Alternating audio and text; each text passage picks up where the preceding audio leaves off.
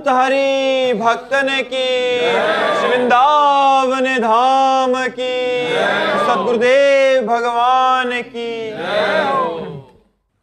रस बिहारणी शरण श्री हरिवंश। राधे राधे महाराज जी, आपके चरणों में कोटि कोटि प्रणाम। गुरुदेव, जीवन में कोई विशेष भजन बल साधन नहीं हो और फिर भी जीवन में कोई प्रश्न शेष ना रहे और भीतर से निर्भयता का अनुभव हो, भीतर एक मस्ती सी बनी रहे, क्या ये किसी कृपा का लक्षण है या माया की कोई नई चाल है महाराज जी? देखो, भजन छूटे तो हम कुछ नहीं मानते। हानि हरिवंश के नाम अंतर पड़े, लाभ हरिवंश उच्चरत वाणी। इस मन का कोई भरोसा नहीं कि कब शांत है, कब अशांत है, कब ये निर्विषय हो, कब ये विषय है। बड़े बड़े सिद्धों को धोखा दे जाता है ये मन। इसलिए हमारे मन का थर्मामीटर कि ठीक है कि नहीं, भगवद स्मरण है। अगर हमारा भगवद स्मरण चल रहा है तो सब ठीक है। कहे हनुमंत विपत्ति प्रभु सोई, जब तो सुमिरन भजन न होई। निर्भयता तो आतंकवादियों को भी है, ये निर्भयता नहीं चाहिए। मृत्यु से तो कितने लोग निर्भय हैं, मृत्यु को कुछ समझते ही नहीं, अपने को मारने के लिए तैयार हैं। ये निर्भयता नहीं। जिसमें भगवत स्मरण चलता है और भगवान के बल से सब कुछ विस्मरण हो गया, वो खास बात है। समझो हमारी बात को। तो इसलिए भजन तो खास होता नहीं है, फिर हम खास कुछ नहीं है। खास चीज तो वही है ना भजन। किसका प्रश्न है? खास चीज भजन है। अगर भजन नहीं है तो भजन, निरंतर भजन, तद विस्मरणेन परम व्याकुलते थे। प्रभु का विस्मरण होने पर व्याकुलता पैदा हो जानी चाहिए। तो सत्वगुण के लक्षण है दया, शांति, निर्भयता, ये दैवी संपदा के लक्षण है। ये हमको इससे क्या तात्पर्य है? जो हमारा उद्देश्य है वो है निरंतर भजन। राधा राधा राधा हर श्वास प्रश्वास पे होती है। ये ऐसी निर्भयता कोई खास अभी नहीं है। और हमारा थर्मामीटर ही अध्यात्म का है भजन स्मरण। यश्च स्मरण मात्रेण जन्म संसार बंधनात् विमुच्यते, नमस्तस्मै विष्णवे प्रभु विष्णवे। जिनका स्मरण मात्र संसार सागर से मुक्त कर देता है। गीता सुनने के बाद अर्जुन जी को स्मृति प्राप्त हुई। नष्टो मोहा स्मृतिर्लब्ध्वा तत्प्रसादान्मयाच्युता। तो हम स्मृतिवान बने, हम भजन परायण बने। निरंतर हमारा नाम जप चलना चाहिए, कुछ और हो या ना हो। खास बात नाम जप है, इस पर ध्यान देते रहिए, इसको बढ़ाते रहिए। और तो सतोगुण के लक्षण हैं। सतोगुण में महान लक्षण प्रकट होते हैं, लेकिन उन लक्षणों का भी त्याग करके उनसे भी दिव्य लक्षण जो है त्रिगुणातीत स्थिति प्राप्त करनी होती है। वो भजन से होगी। अगर भजन खास नहीं तो बात नहीं। चलते फिरते, खास बात तो भजन ही। चलते फिरते, उठते बैठते, खाते पीते, जितनी देर भगवत चर्चा की वो कृष्णार्पणमस्तु की, राधा वल्लभ अर्पणमस्तु। शेष समय नाम जप चल रहा है। कोई मिला तो सात्विक भाषा से हमने वार्ता कर ली, नहीं मौन नाम जप चल रहा है। ये साधना है। तो साधन परायण रहो।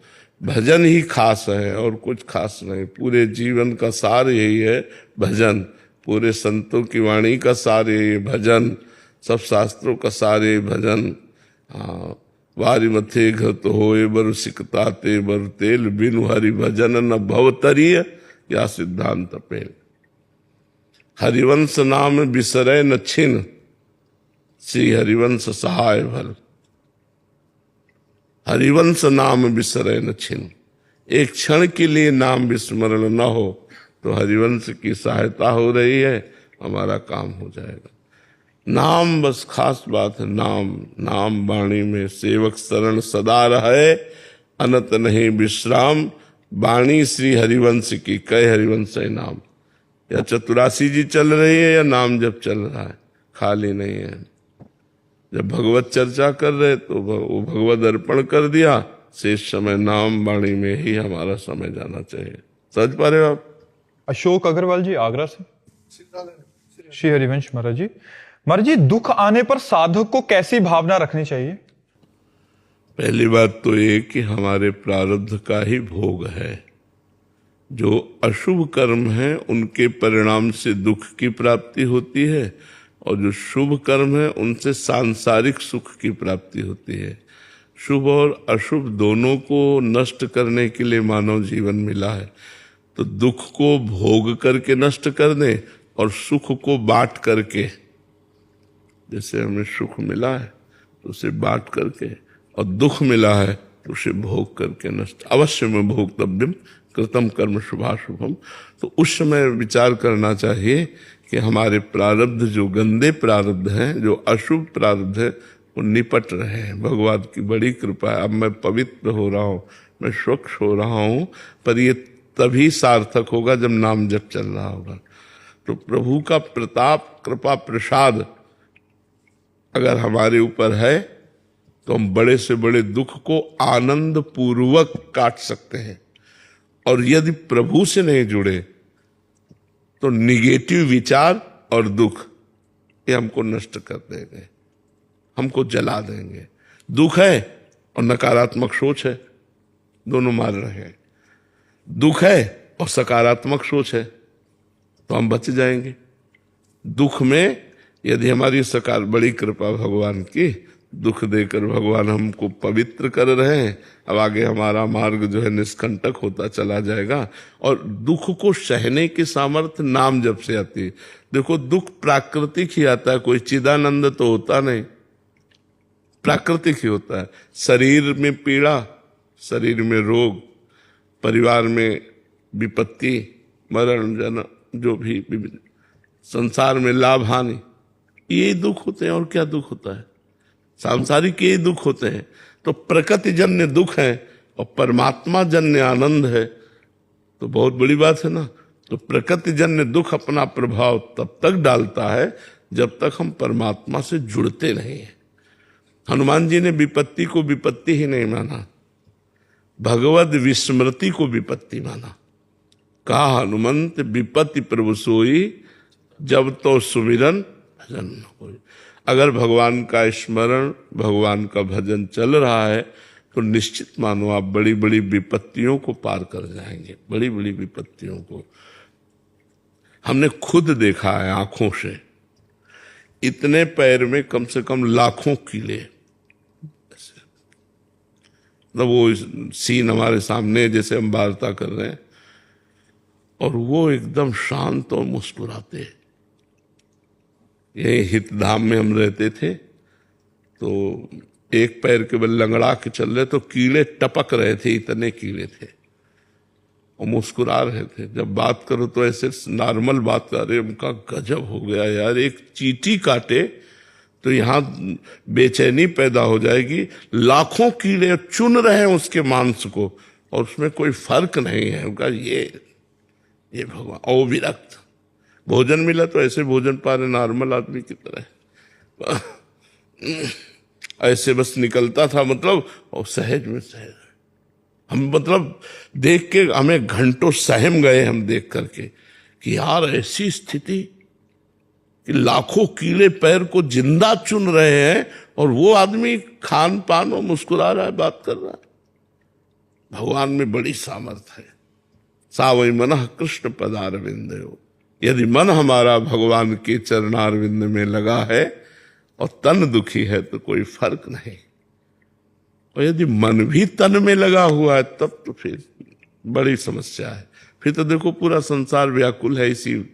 तो अपने मन को प्रभु में लगाकर दुख को हम सहें, वो हमारा आगंतुक प्रारब्ध है, जो पूर्व में किया हुआ कर्म अशुभ है उसी का फल है। मितेश जी मुंबई से।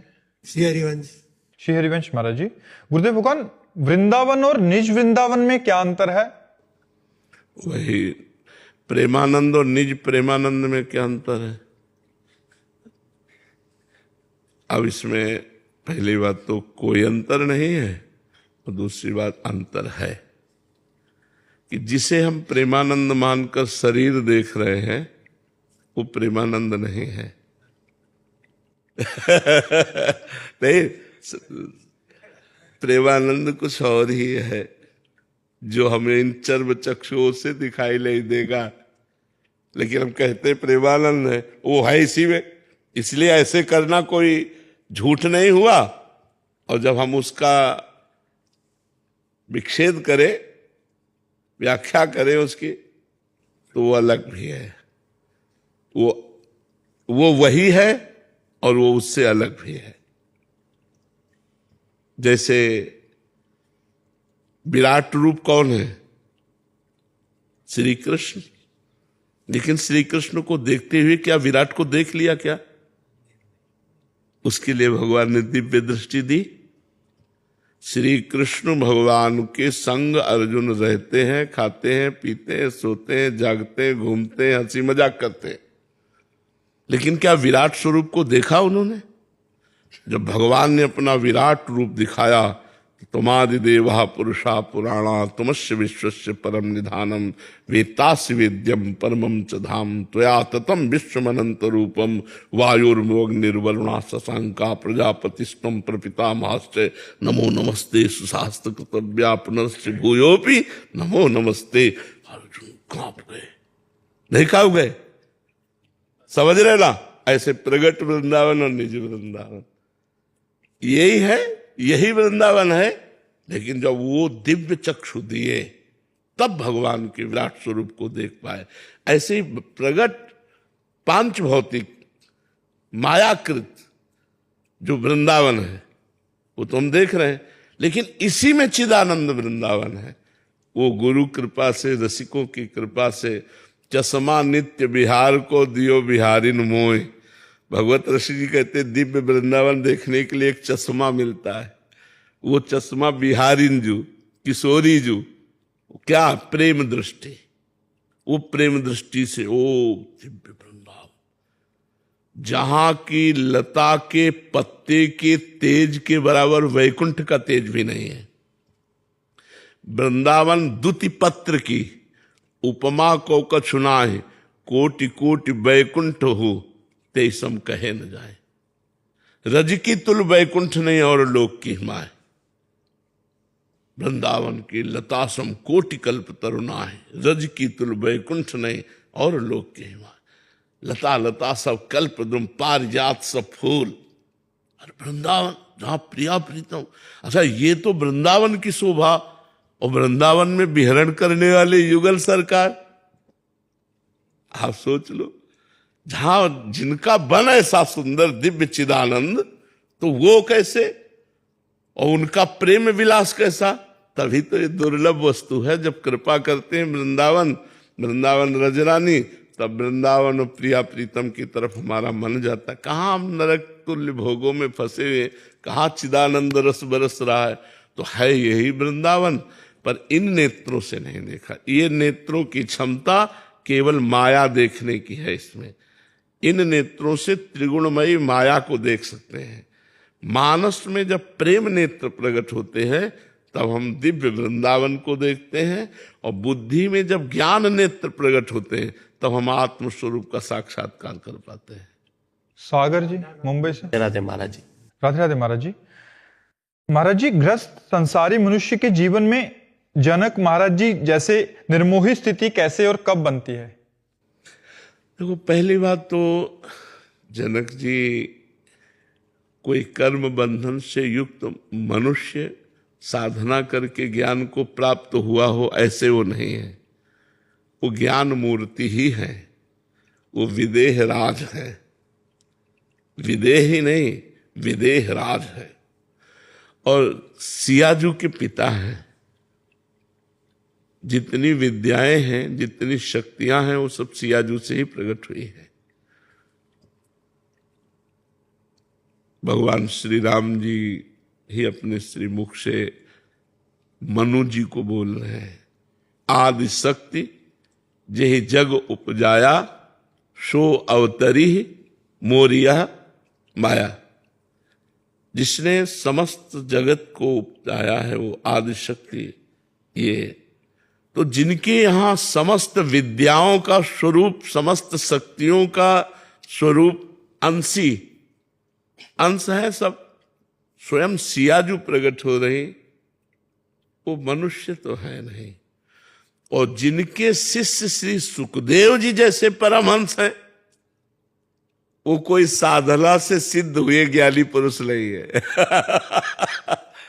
साधना की और सिद्ध ज्ञानी हो गए वो ऐसे नहीं है, वो ज्ञान का स्वरूप है।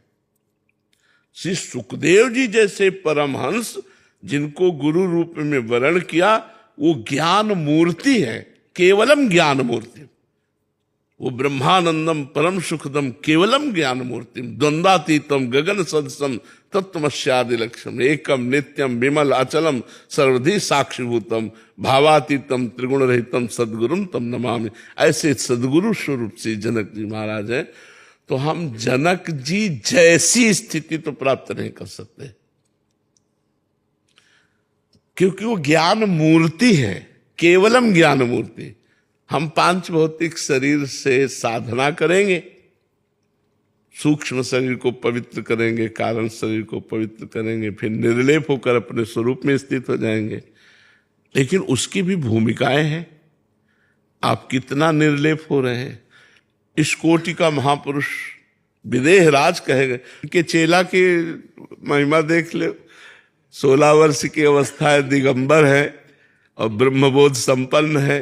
तो हमें क्या करना है, हमें जनक जी से कृपा प्राप्त करनी है और उनसे प्रार्थना करनी है कि हमें ऐसा ज्ञान हो जाए कि मैं अपने शरीर और शरीर संबंधी भोग और शरीर संबंधी रिश्ते नातेदारों से निर्लिप्त रहूं।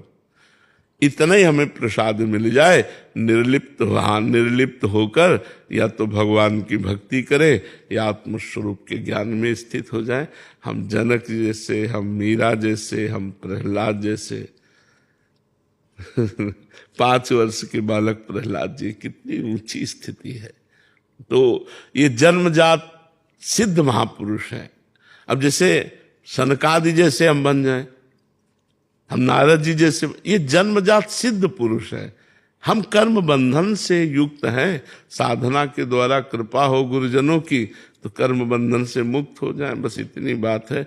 इनके जैसे तो ये तो सृष्टि के उदाहरण हैं। अरे जी, वैसी स्थिति एक जीव जो जीव दशा से प्रकट हुआ उसकी नहीं आ सकती ऐसी दशा? भगवान कृपा करें तो दुर्लभ नहीं है, क्योंकि सब स्थितियां मनुष्य के लिए लेकिन बहुत कठिन है, बहुत कठिन है। जो भगवान ने कर दिखाया वो मनुष्य कर पावे असंभव है। जैसे भगवान ऋषभ देव जी ने परमहंसचर्या दिखाई, अवधूतचर्या दिखाई, भागवत में वर्णन है। अब वो कोई मनुष्य कर पावे? अपने ही मल में लौट रहे हैं, अपने सोच किया उसी में लौट रहे हैं और योजनों सुगंध फैल रही उसकी, इतने परम। अब वो भगवान के अवतार है ना ऋषभ देव। तो भाई हम उनके उपदेशों के अनुसार चलकर उस स्थिति को कुछ समझ सकते हैं जितना वो समझा सके।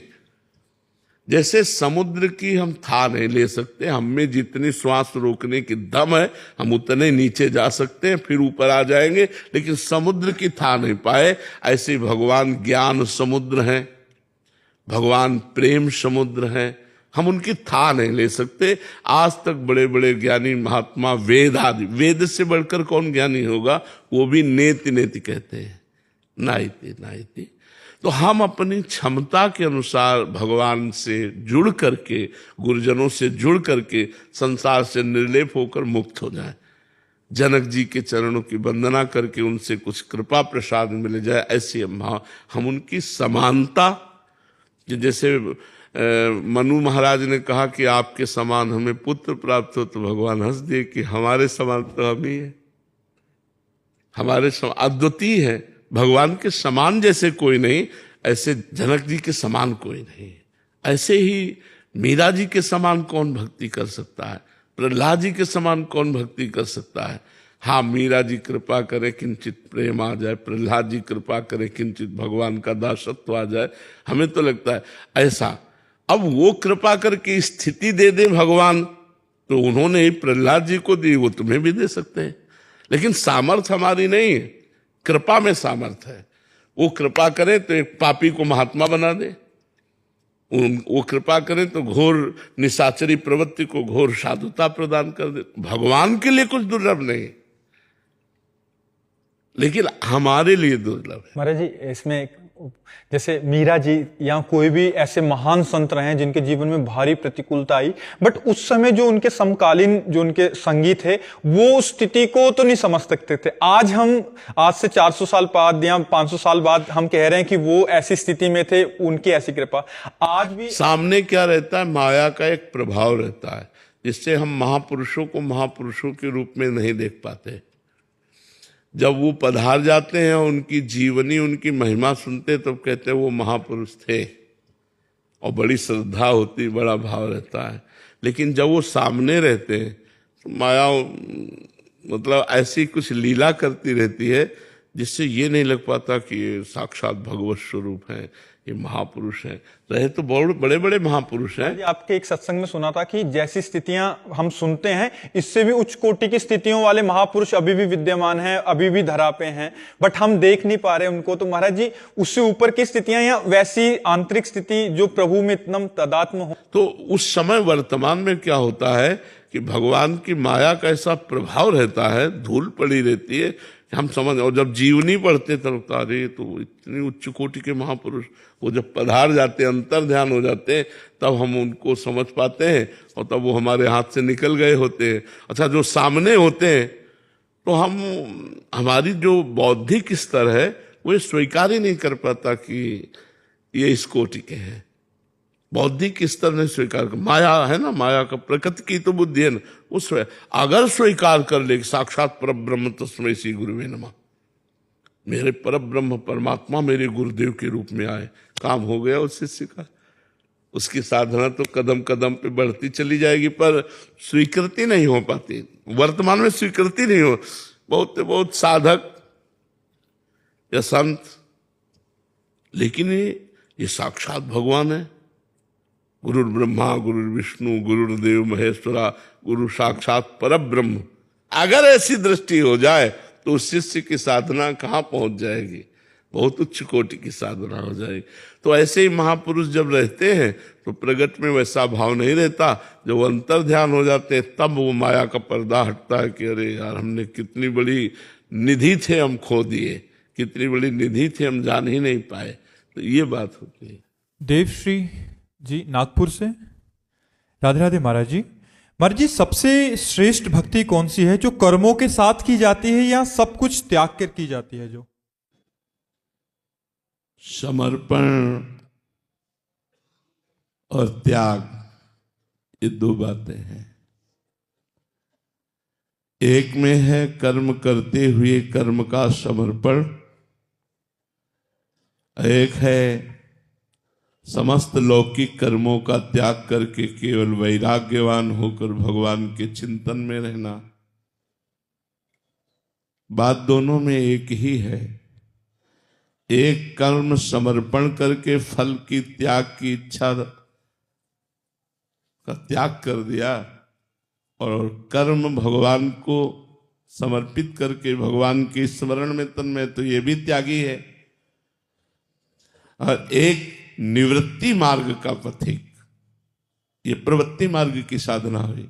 एक निवृत्ति मार्ग का पथिक समस्त लौकिक कर्मों का त्यज लोक धर्मान, धर्मम भजस्व सततम त्यज लोक धर्मान, वो लोक धर्मों का त्याग करके केवल महाभागवत धर्म, भगवत स्मरण, भगवत आराधना में तन्मय, फल दोनों को समान प्राप्त होगा, क्योंकि दोनों भगवान के लिए ही अपने जीवन को व्यतीत कर रहे हैं। खास बात है उद्देश्य, दोनों का उद्देश्य एक होने पर कर्म त्याग और कर्म समर्पण दोनों बात एक ही है। कर्म त्याग प्रायः निवृत्ति मार्ग परक और कर्म समर्पण प्रायः प्रवृत्ति मार्ग सरल।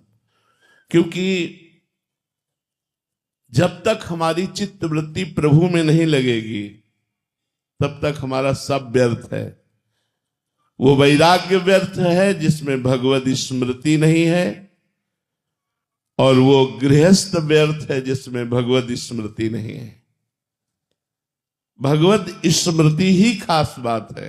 नष्टो मोहा स्मृतिर्लब्ध्वा तत्प्रसादान्मयाच्युतः। भगवान की कृपा प्रसाद से मोह नष्ट हो जाए, स्मृति जागृत हो जाए, यही खास बात है। ये तो सर्वाणि कर्माणि मयि सन्न्यस्य मत्पराः अनन्ये नैव योगेन माम ध्यायन्त उपासते। भगवान करे ये तो सर्वाणि कर्माणि सन्न्यस्य माने मेरे को समर्पित कर देना। जो सारे कर्म मेरे को समर्पित कर देते हैं, सन्यास का मतलब होता त्याग। कर्म कर रहे हैं लेकिन राग रहित नहीं, भगवान के लिए, उसके फल को भगवान को समर्पित कर दिया। कर्म और कर्म फल दोनों से जो उदासीन होता है वो संन्यस्त होता है। ये तो सर्वाणि कर्माणि मयि सन्न्यस्य मत्पराः, लेकिन मेरे परायण होकर कर्म करे और उस कर्म को मेरे को समर्पित कर दे। अनन्य नैव योगेन माम ध्यायन्त उपासते। जो अनन्य योग से मेरा ध्यान करते, मेरी उपासना करते, तेषाम हम समुद्धरता मृत्यु संसार सागरात्। इस मृत्यु संसार सागर से मैं स्वयं उनका उद्धार करता हूं। तो बात है भगवत प्राप्ति की, और दोनों को भगवत प्राप्ति होगी, इसलिए दोनों अपनी अपनी जगह श्रेष्ठ है। कर्म समर्पण भी और लोक धर्म का त्याग भी। भागवत धर्म में जो स्थित है दोनों अपनी अपनी जगह ठीक है, इसीलिए निवृत्ति और प्रवृत्ति मार्ग बनाया गया है। किसका प्रश्न है, समझ में आई बात? गुड्डू कुमार जी पटना से। राधा वल्लभ श्री हरिवंश महाराज जी, गुरुदेव भगवान, इस झूठे संसार में सोया हुआ व्यक्ति कौन है और जागा हुआ कौन है? जिसकी दृष्टि में संसार नहीं है, केवल भगवान है, वो जगा हुआ है। जिसकी दृष्टि में स्त्री और पुरुष और नानात्व तो वो सोया हुआ है। जगे हुए पुरुष को जैसे स्वप्न मिथ्या भासता है, ऐसे हुए जगे हुए पुरुष को संसार मिथ्या भासता है। उमा कहाऊं मैं अनुभव अपना, सत हरि भजन जगत सब सपना। जैसे स्वप्न मिथ्या होता है, ऐसे ब्रह्म सत्यम जगन मिथ्या। ये जगत का नानात्व जिसकी दृष्टि से खत्म हो चुका है, एकमात्र सर्वम खलमिदम ब्रह्म ने नानास्ति किंचन, सर्वत्र केवल ब्रह्म ही ब्रह्म, बस वो जगा हुआ है। जिसे जड़ चैतन्य स्त्री पुरुष अच्छा बुरा दिखाई दे रहा है, वो सोया हुआ पुरुष है। समझ पाए जी? चिराग जी, राधे राधे महाराज जी। महाराज जी, भक्त के लिए भगवान के निकट जाने में सबसे बड़ी बाधा क्या है? बाधा ही बाधा है, एक दो तो बताए। बाधा ही बाधा है बच्चा। शरीर से राग होना मुख्य बाधा है, प्रधान बाधा शरीर से राग होना। द्वितीय बाधा शरीर संबंधी भोगों में राग होना। तृतीय बाधा शरीर संबंधी रिश्ते नातेदारों में राग होना। और फिर काम क्रोध लोभ मोह मद मत्सर ईर्ष्या द्वेष, बड़ा प्रपंच है बच्चा। जैसे भगवान अनिर्वचनीय, ऐसे भगवान की माया निर्वचनीय है। ये सब बाधा ही बाधा है। बस राधा राधा रटने लगो तो कोई बाधा नहीं है। हर श्वास में भगवान का स्मरण हो तो सब राग नष्ट हो जाएंगे और प्रभु से अनुराग हो जाएगा। अगर भगवत स्मृति नहीं तो सब बाधा ही बाधा है, सब बाधा है। जो सच्चिदानंद भगवान का विस्मरण करा दे वो बाधा ही है, चाहे व्यक्ति हो, वस्तु हो, स्थान हो, कुछ भी हो। जिससे हमारी भगवती स्मृति, वही सब ठीक, सब व्यर्थ। इसलिए बच्चा एक बाधा हो तो वर्णन करे। मुख्य बाधा शरीर, शरीर संबंधी भोग, शरीर संबंधी रिश्ते नाते, और ये काम क्रोध लोभ मोह मद मत्सर राग द्वेष आदि। समझ पाए? संदेश जी पंजाब से। राधे राधे महाराज जी। महाराज जी, आपके चरणों में कोटि कोटि प्रणाम। गुरुदेव भगवान, गुरु के चरणों की निज सेवा पूर्व जन्म के कर्मों से होती है या कृपा से होती है, कोई कोशिश करने से होती है? ना कोशिश से होती है, ना पूर्व जन्मों के कर्मों से होती है, केवल कृपा से होती है। जब अहेतु की भगवान कृपा करते हैं। जब द्रवहि दीन दयालु राघव तो साधु संगति पाइए। जब भगवान द्रवित होते हैं तो संग मिलता है, उपदेश सुनने को मिलते हैं, उस पर चलने का सौभाग्य मिलता है। इसके ज्यादा और जब भगवान प्रसन्न होते हैं तब उनके अंग संग की सेवा मिलती है। संत महापुरुषों गुरुजनों की अंग संग सेवा मिलना ये साक्षात इष्ट के सेवा की समानता है। जो इष्ट है वही गुरु है, जो गुरु है इष्ट है। मान लो इष्ट सेवा मिल गई तो गुरु सेवा मिल गई, गुरु सेवा मिल गई तो इष्ट सेवा मिल गई। अगर गुरु के अंग संग में है तो अपने इष्ट के संग में है। और उनके सौभाग्य का क्या वर्णन। जो गुरुदेव के वस्त्र प्रक्षालन करते हैं, गुरुदेव को स्नान कराते हैं, गुरुदेव को भोजन पवाते हैं, आज्ञा के लिए हाथ जोड़े खड़े रहते हैं, उनका तो जीवन धन्य हो गया। पर ये कृपा से मिलता है, ये कर्मों के परिणाम से नहीं या कोशिश से नहीं मिलता, ये कृपा से मिलता है। जब प्रभु कृपा करते हैं तब ये सौभाग्य प्राप्त होता है। अमोल जी, राधे राधे महाराज जी। महाराज जी, भगवान के लिए मेरे मन में जो तड़फ या बेचैनी होनी चाहिए वो नहीं है, जैसे किसी इंसान के प्रति होती है। महाराज जी, ऐसा क्या करूं कि गुरुदेव भगवान श्री कृष्ण के प्रति अमोघ प्रेम या ऐसी तड़पन बेचैनी हो जैसे सामान्य जन के लिए हमारे हृदय में। हाँ, इसमें दो कार्य प्रधान। पहला कार्य भगवान का नाम निरंतर जप करना, निरंतर। और दूसरा अधिक समय भगवान की कथाएं सुनते रहना। भगवान की कथा सुनने मात्र से हृदय बहुत पवित्र हो जाता है और भगवान में अनुराग होने लगता है। अगर हम भगवान की कथाएं सुने और भगवान का नाम जप करें और परहेज, गलत जो गलती है उन गलत आचरणों को ना करें। यदि हम पापाचरण करेंगे और भजन भी करेंगे तो फिर भगवदानंद का अनुभव नहीं होगा। ये पापाचरण का त्याग करके, क्योंकि जब पाप होगा वो भजन में अरुचि पैदा कर देगा। पापवंत कर सहज स्वभाऊ, भजन मोर ते भाव न काऊ। यदि पाप हमारे द्वारा होने लगे तो भजन में अरुचि हो जाएगी, भगवान बहुत दूर से नजर आने लगेंगे, संसार सत्य लगने लगेगा, भोग सुखद लगने लगेंगे। इसलिए उपासक को चाहिए कि पापाचरण का त्याग करके भगवान के लिए अनुराग प्राप्त करने के लिए उनकी लीला कथा सुने, नाम संकीर्तन करे, नाम जप करे और भक्तों की सेवा करे। भगवान अपनी सेवा से भी अधिक प्रसन्न होते हैं भक्त सेवा से। यदि संत भक्तों की सेवा बन जाए तो बहुत जल्दी भगवद अनुराग प्रकट हो जाए। बिना भगवान के दासों की कृपा हुए साधन करने पर भी अनुराग उत्पन्न नहीं होता।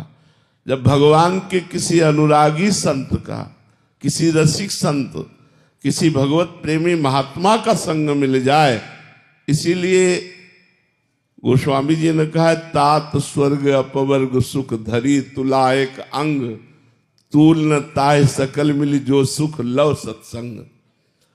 भगवत प्रेमी महात्माओं के लव मात्र क्षण मात्र के सत्संग के सामने स्वर्ग आदि सुख मोक्ष आदि, तात स्वर्ग अपवर्ग, मोक्ष सुख को भी नहीं रखा गया, क्योंकि मोक्ष सुख भी लघु हो जाता है जब प्रेम प्रकट होता है।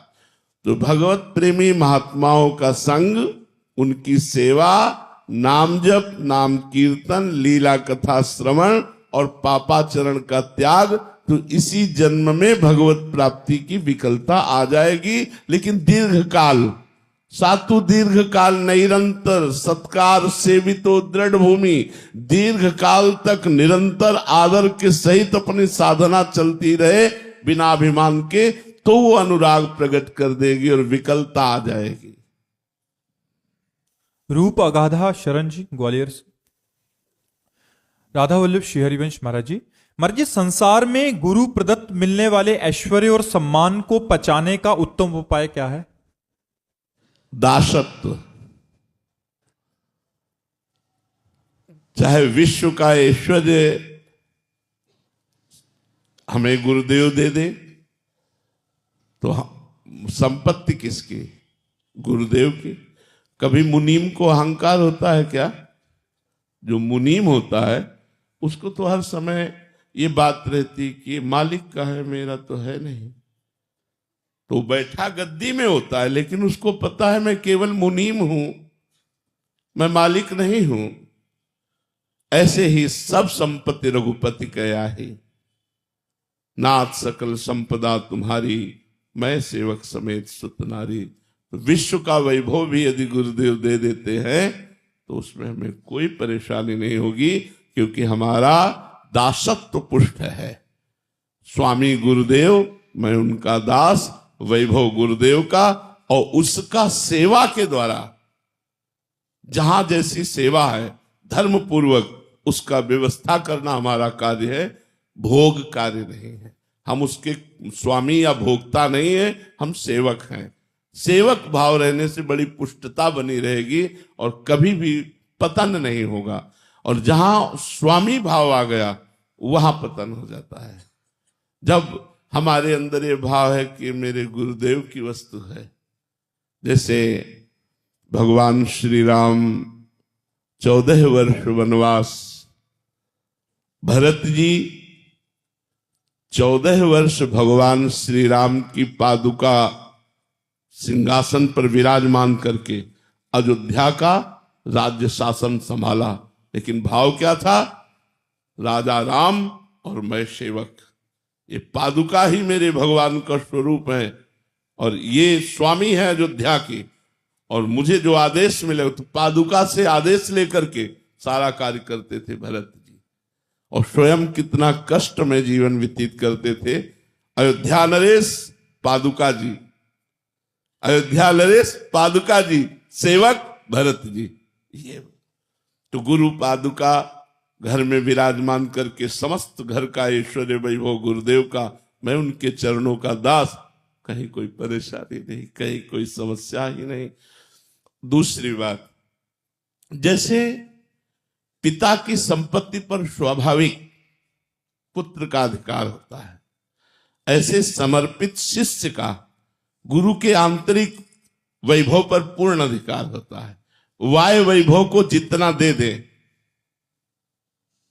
वाह्य वैभव को जितना तुम्हें दे दे, मान लो तुम्हें कि ये आश्रम तुम्हारे नाम, अब सेवक बनकर के वहां संभालो तो कोई परेशानी नहीं। आंतरिक वैभव पर हर शिष्य का अधिकार है। बाह्य वैभव जितना गुरु हाथ उठा के दे दे, अपनी तरफ से गुरु संपत्ति पर अधिकार करने की चेष्टा घोर नरक की प्राप्ति कराती है। गुरुदेव यदि स्वीकृति दे दे तो वो हमारे कल्याण में बाधा नहीं पहुंचाएगी, क्योंकि है तो माया ही ना, है तो माया ही ना बाह्य संपत्ति। और आंतरिक संपत्ति आध्यात्मिक विद्या, भगवत ज्ञान, भगवत प्रेम, इस पर हर शिष्य का अधिकार है, वो सम्यक रूप से प्राप्त कर सकता है। बाह्य संपत्ति जितना गुरु हाथ उठा के दे दे, उसे स्वामी का प्रसाद समझकर स्वयं सेवक बन करके चले तो कोई हानि नहीं। महाराज जी, बाह्य संपत्ति का मतलब उसकी सेवा कार्य कैसे करें जिस शिष्य को वो अधिकार प्राप्त? मुनीम की तरह, जैसे मुनीम होता है ना, तो पूरी फैक्ट्री चल रही है, लेकिन हानि और लाभ मालिक का। हमारा काम है पूरा, बेईमानी नहीं होगी, हम हर चीज की नाप तौल, हर चीज का लिखित सब कार्य है। तो ऐसे ही गुरु आश्रम है, हम केवल सेवक है। हमारा कार्य इसकी व्यवस्था करना, इसका सुचारू रूप से संचालन करना।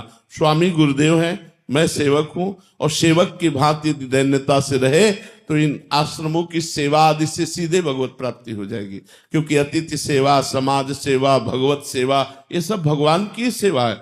जैसे मानो एक आदमी सुबह से भजन करता है और एक आदमी हजारों लोगों को हाथ जोड़कर बैठा रहा है, भाई साहब आप यहां बैठ जाइए, आप यहां बैठ जाइए, आप यहां बैठ जाइए।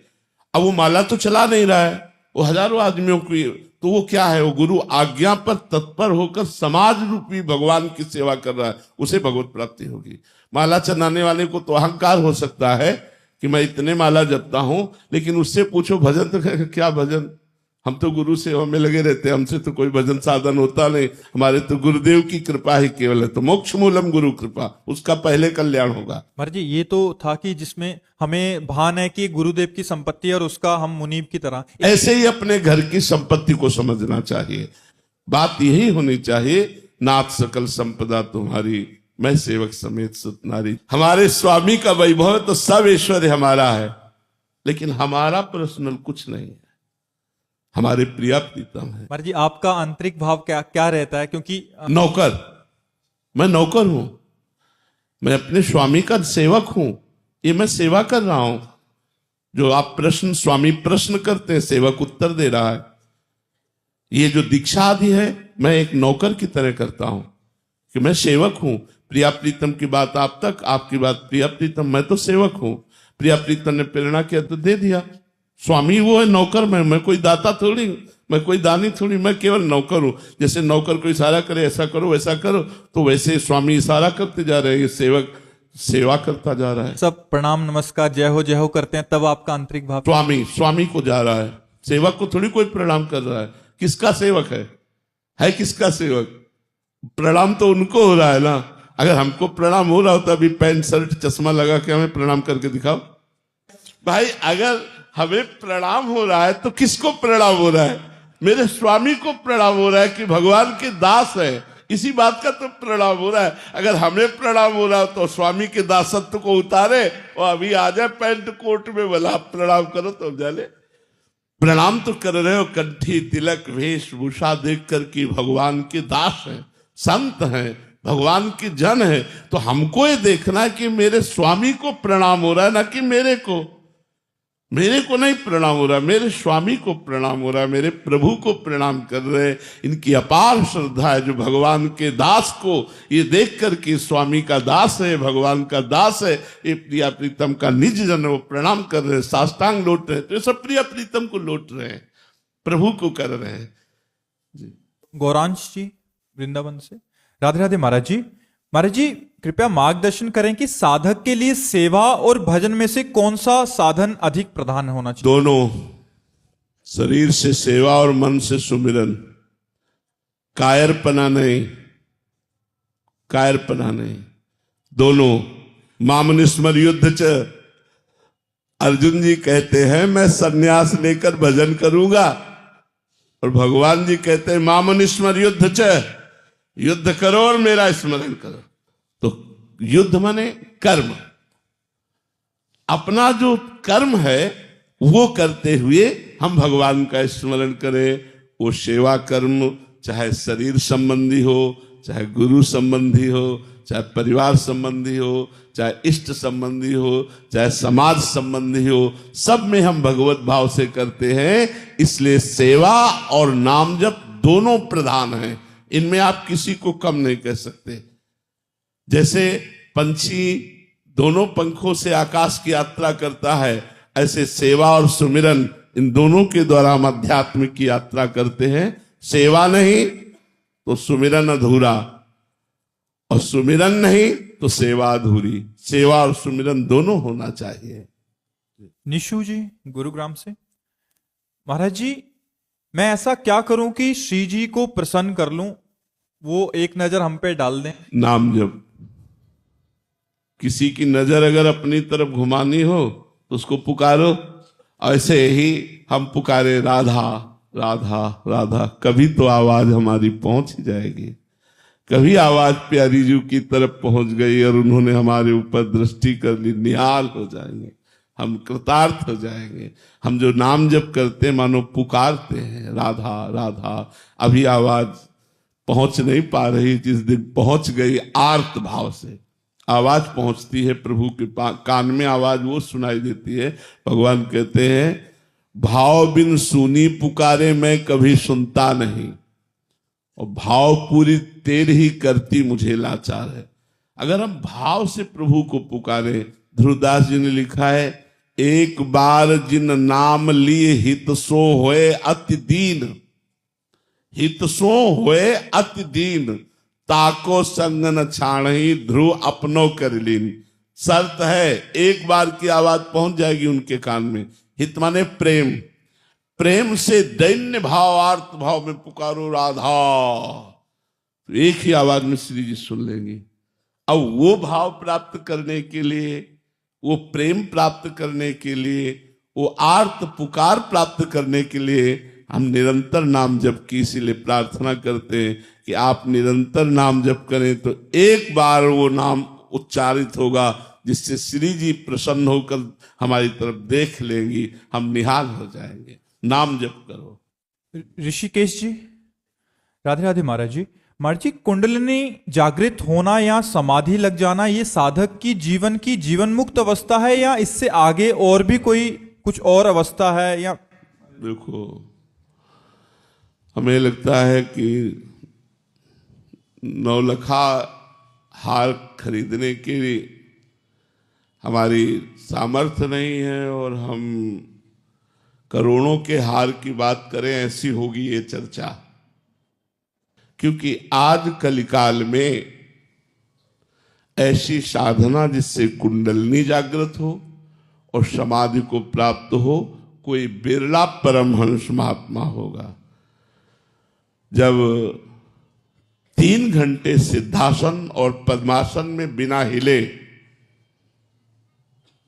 जड़वत बैठा हो और उसके श्वास के सामने आटा रखा जाए और वो उड़े ना, ऐसी सूक्ष्म श्वास हो गई हो, तब शुरू होता है कुंडलिनी का जागरण। कई घंटे पद्मासन में बैठते हैं? वो तभी कहा 9 लाख के खरीदने की ताकत ले, करोड़ों के हार की बात पूछे। अरे पूछो तुम्हारा मंगल कैसे होगा ना। हमें जाना बिहारी जी की तरफ और छठी करा के किलोमीटर गिने तो फायदा क्या होगा, क्योंकि इतनी सामर्थ्य कलयुगी प्राणी में जो संयम नहीं है, ब्रह्मचर्य नहीं है, तपस्या नहीं है, तो जहाँ कठोर आसनों में बैठने का अभ्यास पुष्ट नहीं हुआ। पूज्यपाद उड़िया बाबा 18 घंटे पद्मासन में एक आसन में बैठते थे, 18 घंटे। तो हमें लगता है कि हम वो चाल चलें जिससे हमारा मंगल हो जाए। वही चाल नहीं है, और भी चाल है। जब साधक अपनी चित्तवृत्ति का निरोध करके, प्राणों को सूक्ष्म करके, मन को निसंकल्प करके परमात्मा में लगाता है तो उसकी समाधि लगती है। समाधि का तात्पर्य होता है जैसे सोया हुआ पुरुष है पर वो तमोगुण की निद्रा अवस्था है, ऐसे जगे हुए सुषुप्ति अवस्था में रहना। अगर आंख खुली है तो खुली है, पर वो सुषुप्ति अवस्था जैसी अवस्था है, उसको कुछ दिखाई नहीं दे रहा, कुछ सुनाई नहीं दे रहा, केवल परमात्मा में स्थिति। एक होती है संप्रज्ञात विचक्षणा समाधि, एक होती असंप्रज्ञात विचक्षणा समाधि अष्टांग योग में। समाधि आदि का अधिकारी तो पहले यम, नियम, प्राणायाम, प्रत्याहार, ध्यान, धारणा, समाधि। इसलिए हमने पहले कह दिया क्योंकि अधिकारी पुरुष इसके बहुत कम हैं। अष्टांग योग के द्वारा परमात्मा प्राप्ति कर ले ऐसे बहुत कम होंगे जो इन नियमों का पालन करें। सत्य, आस्तेय, अपरिग्रह, आस्ते माने चोरी न करना, अपरिग्रह किसी से कभी दान न लेना, ब्रह्मचर्य, निरंतर ब्रह्मचर्य, निरंतर ब्रह्मचर्य रहना। इन यम नियमों का जब पालन होता है तब प्राणायाम के द्वारा प्राणों को सूक्ष्म करना, रेचक, कुंभक, पूरक, पूरक, कुंभक, रेचक, ये जो 3 प्राणायाम पद्धतियां हैं, रेचक, कुंभक, पूरक। जैसे बाएं से खींचा रेचक, रोक लिया उससे दुगना तो वो कुंभक, और फिर पूरक निकाला तब। अब ये कम से कम 10 सुबह, 10 दोपहर, 10 शाम, 30 प्राणायाम का अभ्यास करें। कितना करते हो नहीं जानते? अरे यार प्रश्न करो ऐसा जिससे तुम्हें लाभ मिले। अब तुम ऐसे प्रश्न का, अब तो बोलते चले जाएंगे, अब तुम्हें पता ही नहीं कि बोल क्या रहे तो मतलब फायदा क्या मिलेगा? ऐसी चर्चा से फायदा क्या जिसमें न तुम चल रहे हो और न समझ रहे हो तो हम उसकी चर्चा करें तो आपको लाभ क्या मिलेगा? नहीं। तो हमें लगता है अपनी स्थिति के अनुसार चर्चा हो तो ज्यादा लाभ मिलेगा, क्योंकि सब यहाँ सदगृहस्थ और भगवत मार्ग में चलना चाहते हैं। कोई चल रहे हैं तो ऐसे ऐसे प्रश्न करो तो ज्यादा अच्छा रहेगा। देखो, आप विरक्त होते, सन्यासी होते तो हम बहुत दिल लगा के चर्चा करते और आप पार चर्चा उसकी होती। अब आप चल ही नहीं रहे उस मार्ग में तो चर्चा क्या करें? आप बताओ हमें। ज्ञान हो जाएगा। वो ज्ञान का मतलब क्या हुआ? जब देखो, हलवा बनाने की पूरी प्रक्रिया हमने कई बार कहा, सीख ली जाए और दूसरे को सुना दी जाए, और कभी बना के खाया नहीं तो बेकार ही तो है। एक बार प्रक्रिया से हलवा बनाओ, खाओ, फिर प्रवचन करो, तब तो बात समझ में आवे। अब सुना के पढ़ा के तुम समाधि की चर्चा करो तो बेकार है। एक को बार समाधि में पहुंचने का प्रयास किया क्या? आओ समाधि भीतर, चित्त वृत्ति का लोप करके भगवद आनंद में, तो अब वो साधन ही नहीं है आपके जीवन में, तो इसके लिए साधन करना पड़ेगा। बिना साधन के समझ में थोड़ी आएगा जी। कलयुग है, वैसे संतों की वाणी से कुछ बुरा निकलता नहीं। अगर कभी ऐसा कठोर लगे तो मतलब गुस्सा नहीं होना चाहिए, क्योंकि गुरु वाणी, संत वाणी ये ज्यादा प्यार दुलार की भाषा नहीं बोलते हैं। सचिव वैद्य गुरु तीन जो प्रिय बोले भयास, राज धर्म तन तीन कर होय बेगही नाश। यदि शिष्य के प्रति गुरु लोलुप होकर या भयवश चाटुकारिता करने लगे तो शिष्य का नाश हो जाएगा। वैद्य यदि मरीज के अधीन होकर के खान पान बताएगा तो मरीज का नाश हो जाएगा। मंत्री यदि राजा को सही सलाह देने वाला चापलूसी करे, सही सलाह ना दे तो राजा का नाश हो जाएगा। सचिव माने मंत्री, वैद्य, गुरु तीन जो प्रिय बोले भयास, राज धर्म तन तीन कर होय बेगही नाश। इसलिए जब सही बात बोली जाएगी तो हो सकता है थोड़ा लगे कि चुभता है। जब कोई ये कहे ना कि वाह धन्य है आप योगी हो, तो आपको खुशी होगी, और जब आपका निषेध कर रहे हैं तो कहीं बुरा न लगे। इसलिए प्रार्थना है, कभी किसी को कोई ऐसी बात बुरी लगे तो ये मान करके अंदर से संतुष्ट होना कि कड़वी दवा है, अंदर जाएगी और हमारे मल का नाश करेगी। संत वाणी कभी किसी का अहित नहीं करती। अजय जी जयपुर से। राधे राधे महाराज। राधे राधे महाराज जी। महाराज जी, जब हम अद्वैत में कहते हैं एकोहम बहुश्याम, तो क्या इसका मूल अर्थ है कि सब एक से ही बने हैं और एक से अनेक होने का कारण है इच्छा शक्ति, भगवान की मन की इच्छा? तो महाराज जी सवाल यह है कि इस इच्छा शक्ति का स्रोत क्या है, ये कहां से उत्पन्न हुई, और इसको समझने के लिए अगर बुद्धि लगाई जाए तो पूर्ण रूप से समझा जा सकता है? समर्पण भाव से ही समझा? नहीं, बुद्धि एक प्रकृति की है। किसका प्रश्न है? बुद्धि एक प्रकृति का अंश है, वो परमात्मा को नहीं जान सकती। जब बुद्धि में परमात्मा का स्मरण किया जाता है तो परमात्मा आकर बुद्धि में बैठ जाता है, तो परमात्मा बुद्धि से ही परमात्मा को जाना जा सकता है। और भगवान में इच्छा क्यों प्रकट हुई, ये प्रश्न नहीं बनता, क्योंकि सर्वतंत्र स्वतंत्र परमात्मा ऐसा क्यों? ये जिनको भूख नहीं है वो भूख से व्याकुल होकर मांगते देखे गए, जिनको भय नहीं है वो भय से भयभीत होते हुए देखे गए। यशोदा मैया की छड़ी से भयभीत हो रहे, आंसू बहाते ऐसे देख रहे, रण छोड़ भगवान की लीला कर रहे, जो अनंत बलशाली है, वायुकोटि महाबला। गोपाल शास्त्र नाम में भगवान का एक नाम आता, वायुकोटि महाबला, करोड़ों वायु देवताओं जैसा बल। एक वायु देवता तो पूरे त्रिभुवन को हिला। वायुपुत्र पवन पुत्र हनुमान है ना, पवन पुत्र भीम है, तो पवन देव कितने बलवान होंगे? तो वायुकोटि महाबला। ऐसे भगवान रण छोड़ की लीला करते हैं, तो क्यों भागे? जो अनंत ब्रह्मांडों का भरण पोषण करते हैं वो माखन चोरी की लीला करते हैं। तो भगवान पर क्यों तो प्रश्न नहीं किया जा सकता। भगवान ने इच्छा की क्यों की? एको हम बहुश्याम। जब खेलने की इच्छा होती है तो खेल अकेले में नहीं होता है। खेलने की जब इच्छा हुई भगवान की तो अपने आप को ही जड़ चैतन्य के रूप में विस्तार कर लिया, और वो अपने आप से अपने आप में खेलते हैं, अपने आप से अपने आप का पालन करते हैं, अपने आप से अपने आप का संहार कर लेते हैं। यही ज्ञान जिसको हो जाता है वो निर्भय, निश्चिंत, निशोक होकर जीवन मुक्त महात्मा हो जाता है। बात समझ रहे ना बच्चा? तो भगवान ने ऐसा क्यों, ये प्रश्न नहीं बन सकता, क्योंकि फिर तो हमारे अंदर संशय ही बना रहेगा। भगवान की दिव्य लीलाएं हैं, भगवान ऐसा भगवान ने क्यों किया?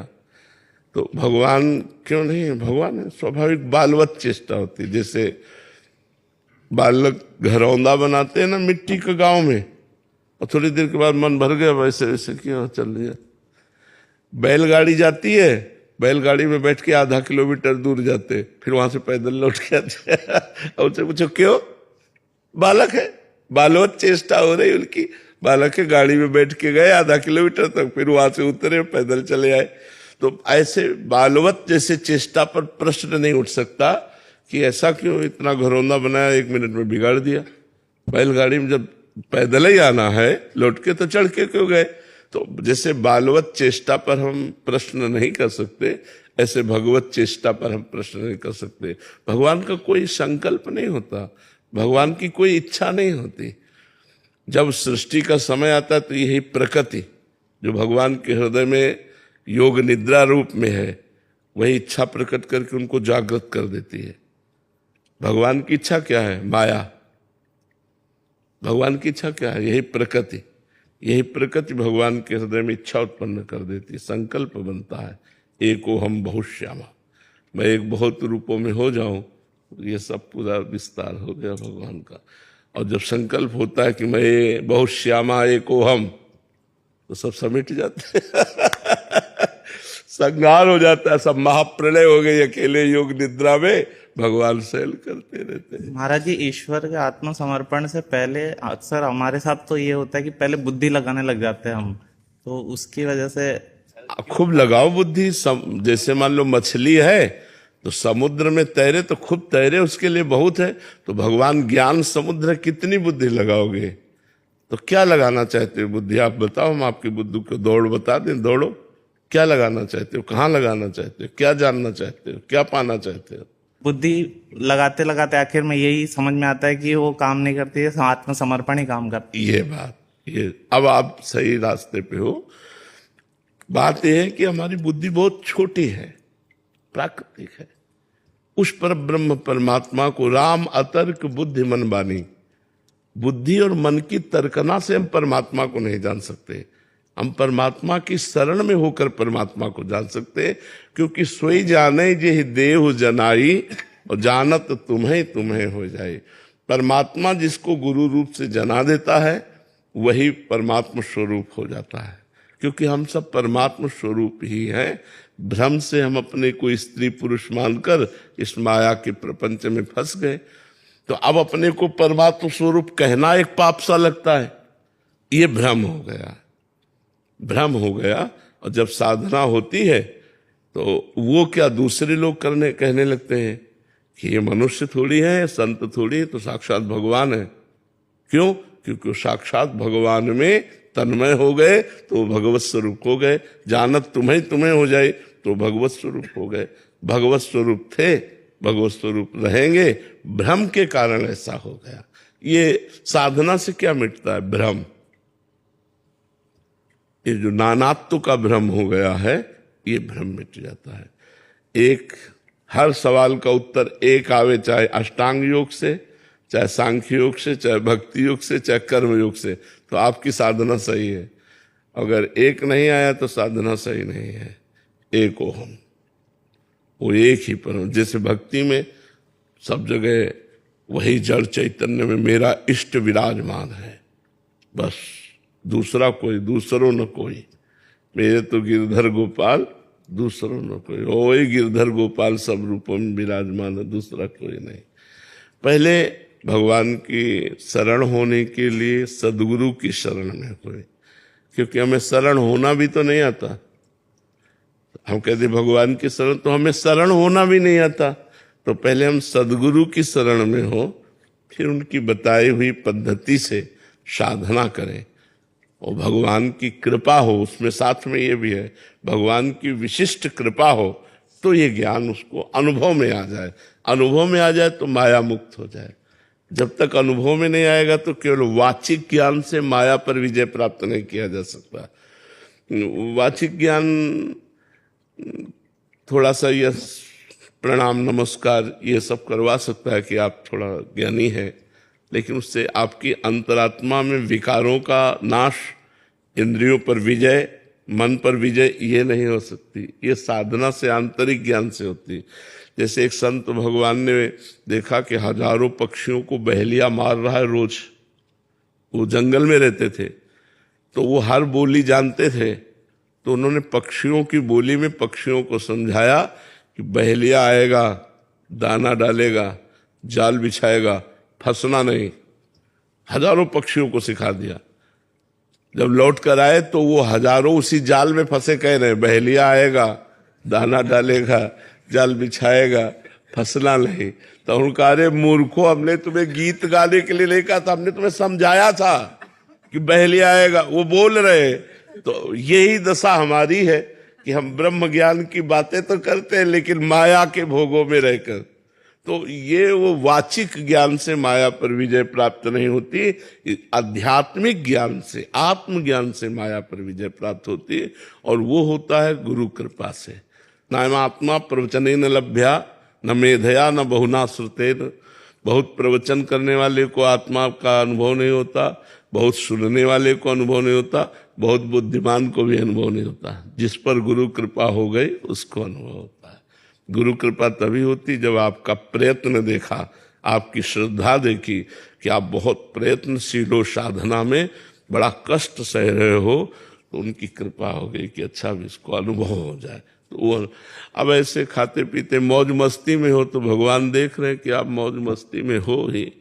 जब आप व्याकुल हो जाओ उस तत्व के लिए कि मुझे तत्व ज्ञान चाहिए, भोजन अच्छा न लगने लगे, जीना अच्छा न लगने लगे, तो भगवान आपको तत्व ज्ञान करा देंगे। तो नाम जप करो और सत्संग सुनते रहो और शास्त्रों का स्वाध्याय करो और गलत आचरणों से बचते रहो, तभी आप पवित्र अध्यात्म में चल पाओगे। गलत आचरण करोगे तो फिर ज्ञान तो रावण को भी है, ज्ञान तो हिरण्यकश्यप को भी है। जब हिरण्याक्ष मारा गया तब देखो अपने परिवार को कितना बढ़िया ज्ञान दे रहा है। हिरण्याक्ष वध के बाद जब हिरण्यकश्यप उपदेश करता है अपने पूरे परिवार को, तो देख लो इतना बढ़िया उपदेश करता है जिसे कोई ब्रह्मज्ञानी महापुरुष उपदेश कर रहा हो। और स्वयं भगवान से द्रोह कर रहा है, ये है उसका ज्ञान। स्वयं भगवत भक्त अपने बेटे से द्रोह कर रहा है, ये है उसका ज्ञान। और ज्ञान उपदेश कर रहा है पर ब्रह्म स्वरूप होकर के। कंस को ज्ञान नहीं है क्या? इतना सुंदर उपदेश कर रहा है जब वसुदेव देवकी के चरण पकड़कर बाद में, तो बड़ा बढ़िया उपदेश कर रहा है। तो ज्ञान तो सबको है लेकिन वो वाचिक, अध्यात्म ज्ञान हो जाए। ज्ञान स्वयं के लिए है, काम क्रोध आदि पर विजय प्राप्त करके और भगवत स्वरूप में स्थित हो जाने के लिए ज्ञान है। जब स्वयं विषय त्यागी, स्वयं भगवत भजन परायण, स्वयं आत्मज्ञान, फिर वो जब किसी को आत्मज्ञान देता है तब उस पर प्रभाव पड़ता है। तो इसीलिए उपदेश जो हम शास्त्रों के पढ़ते हैं या संतों से सुनते हैं, ये लाभ हमें तभी देंगे जब गलत आचरणों का त्याग कर हम भजन में लगे।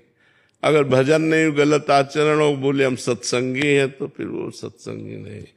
वो एक सेठ जी रोज सत्संग में जाते थे 20 साल से, नियम था सत्संग का। तो 2-3 दिन के लिए कहीं रिश्तेदारी जाना था तो लड़के से कहा हमारा नियम न टूटे, तुम सत्संग चले जाओ। तो लड़का सत्संग में गया तो सुना कि यदि गाय चर रही हो तो उसे डंडा मार के भगाओ मत, यदि गाय कुछ खा रही हो तो आप उसे पीटिए मत, भगवान उसे कई गुना आपको देंगे, क्योंकि गाय धर्म की माता है, धर्म माता है। और उसने बेचारे ने सुना तो वो तीसरे दिन उसका पिता आ रहा था, इतने में एक गाय, परचून की दुकान थी, तो आटा के बोरे में मुंह लगाए तो हाथ जोड़े खड़ा था वो। उसने आया और अंधा है, गाय खा रही आटा। बोले सत्संग में कहा था कि गाय यदि खा रही हो तो मारे। बोले 20 साल से सुन रहा हूं, तुझे 2 दिन में सत्संग 20 साल से सुन रहा हो, केवल सुनने की बात है, वो उतारने की थोड़ी है, बाल डंडा। तो ये वो नया पवित्र हृदय उसने स्वीकार, सत्संग में 2 दिन में उसका बदलाव हो गया, और उसका 20 साल में बदलाव नहीं हुआ, क्योंकि वो इसलिए केवल जाता है कि मैं सत्संगी हूं और 20 साल से सत्संग सुन रहा हूं। तो ऐसे सत्संग श्रवण से, ऐसे शास्त्र स्वाध्याय से लाभ प्राप्त नहीं होता, उसको आचरण में उतारा जाए, जो सुना उस पर चला जाए, तो ये ज्ञान टिकाऊ हो जाए।